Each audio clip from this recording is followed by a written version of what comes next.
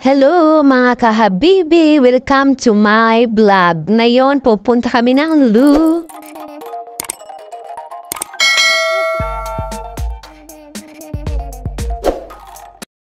So ayun na nga, dito nga kami sa Lolo Market. Ngayon may free food sila.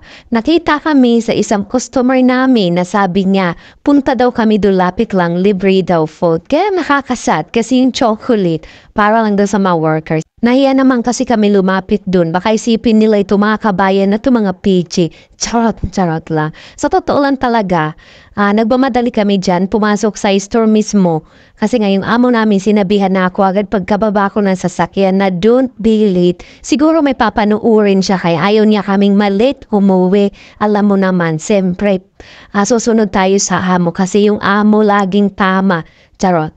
Maya-maya tatawagan na kami niyan.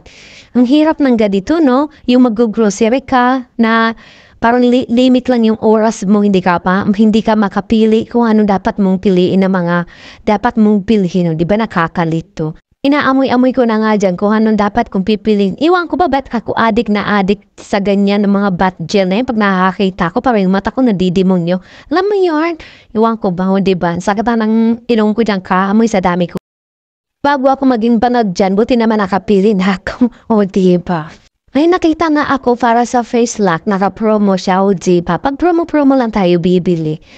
Ang dami nilang pa-promo. Iwan ko ba kung anong meron sa kanila ngayon. Diba sa labas may pakain sila. Dito naman sa loob, ang daming pa-promo. Pera lang talaga ang wala. So ayan, namimili nga din ako dyan para sa paggamit sa paglilinis namin, lalo na sa pagmamap. Kasi yung Dettol mahal, ang lit mahal yan, 10 real lang yan. Pero inaamoy-amoy ko muna kasi may iba kasi mga, yung ganyan, matapang, masakit sa ilong, tsaka sa magaspang sa kamay. Kagaya ng Dettol, magaspang sa kamay, iwan ko ba?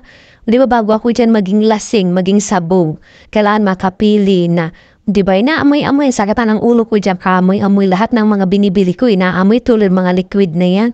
Diba? Yan, parang dito lang sakit sa ulo. Di naman halata sa mukha, o diba?